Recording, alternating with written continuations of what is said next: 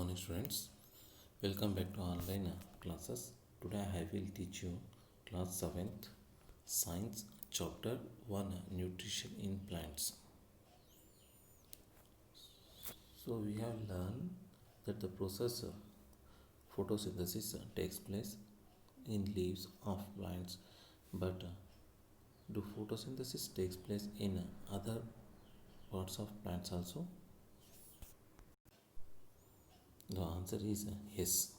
In some plants, photosynthesis takes place in other parts of plants also. The answer is yes. In some plants, photosynthesis takes place in other green parts of plants also, such as green stem and green branches. It particularly happens in desert plants, in which leaves are modified into scale or spine-like structure to reduce the loss of water by transpiration. So, in these plants, photosynthesis takes place through green stems. So, this is kind of a leaf which most of the plant have. It has the large surface area.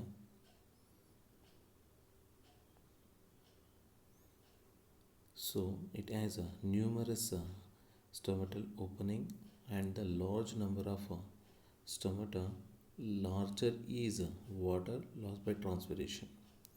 So in desert area where there is a scarcity of water, leaves get modified into this vine-like structure, so that there is a less loss of water through transpiration.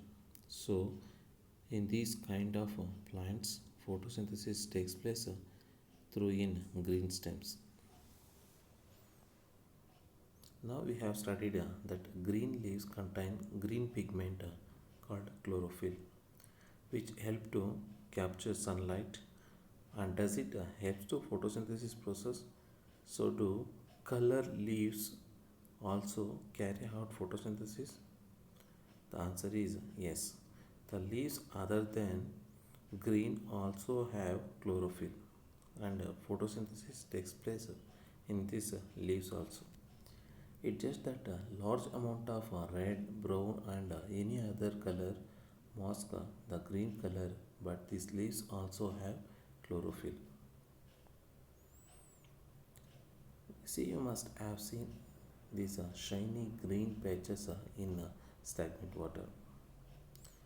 This is algae. Can you guess why algae are green in color? Because they contain chlorophyll, which gives them green color. Algae can also prepare their own food by photosynthesis. Now, can you imagine life on Earth in the absence of photosynthesis? The survival of almost all living organisms, directly or indirectly, depends upon the food made by the plants to the process of photosynthesis. Also, oxygen, which is essential for the survival all the living organisms, is produced during photosynthesis. So, in the absence of photosynthesis, life would be impossible on the earth. So, we know that our food, such as wheat, rice, pulses, contains numerous nutrients such as carbohydrates, fats, proteins, vitamins, minerals.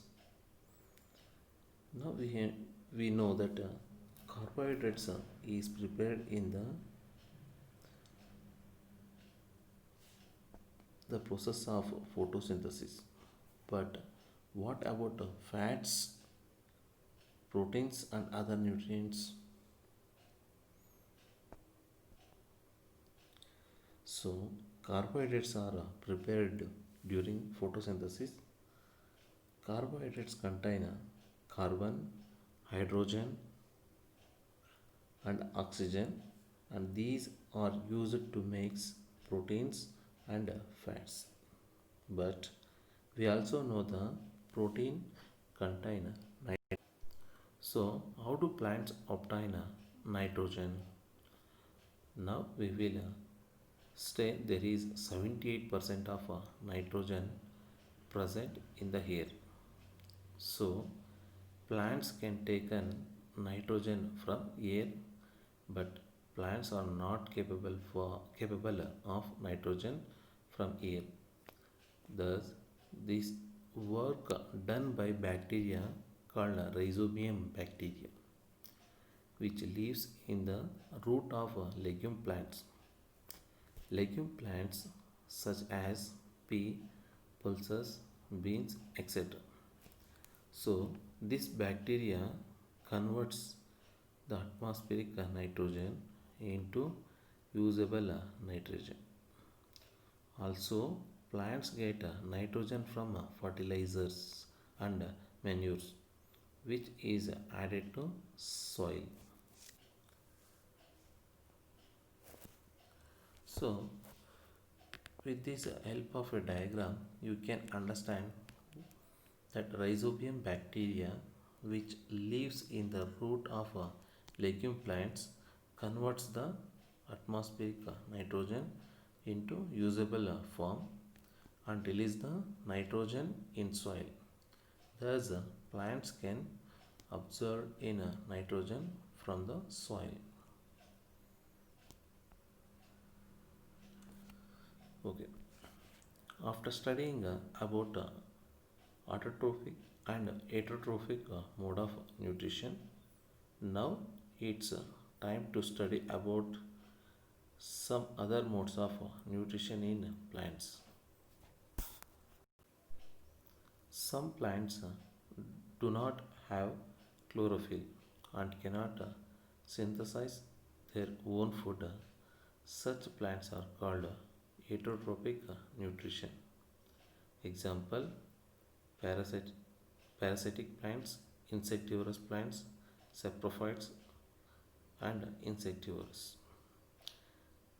We will know study about each one of them in detail.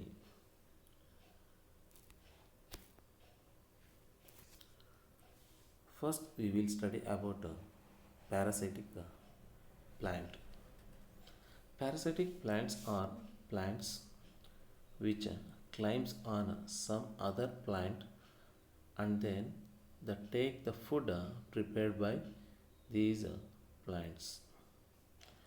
And the example is Caspita plant or amarbel.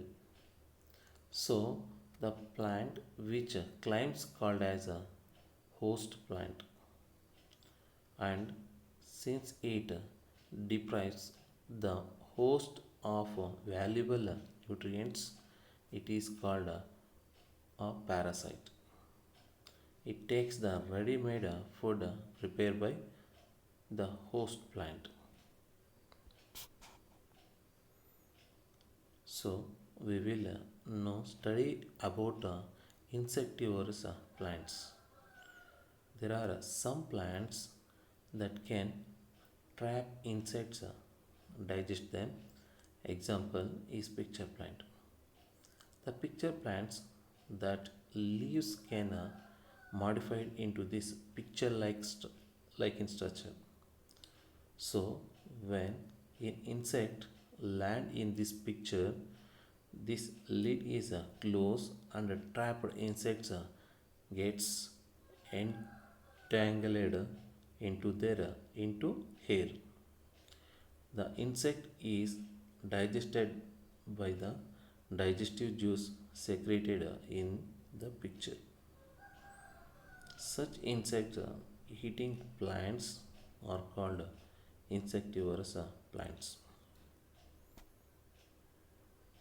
We will now study about saprotrophic mode of nutrition. So the mode of nutrition in which organisms takes nutrients from a dead and decaying matter. Example: excreta, fallen leaves, broken twigs, food articles is called as a saprotrophic nutrition, and the plants which use a saprotrophic mode of nutrition are called saprotrophs. An example is mushroom.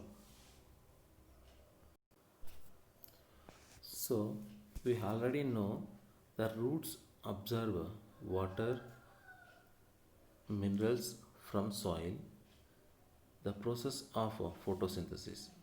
Now it's time to understand how these nutrients are replenished in the soil, because if plant continues that takes up the nutrients, they will come, which all the nutrients will be lost from the soil. So we are trying to understand that how these nutrients are replenished or restored in the soil.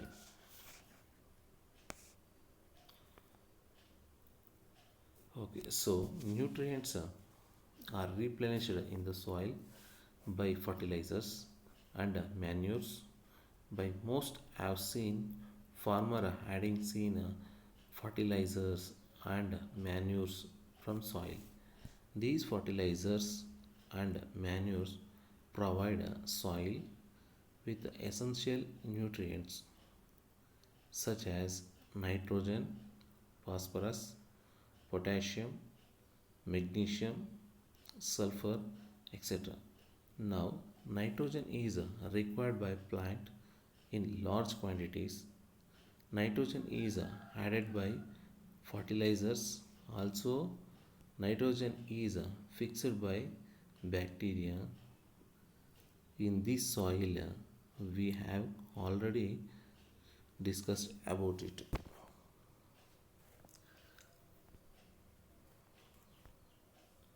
Let's discuss about it in the some more detail.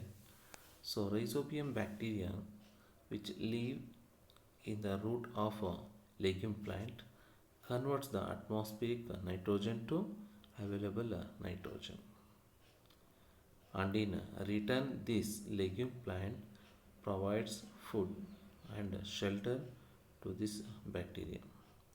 So this kind of relationship where one organism depends on others is known as a symbiotic relationship.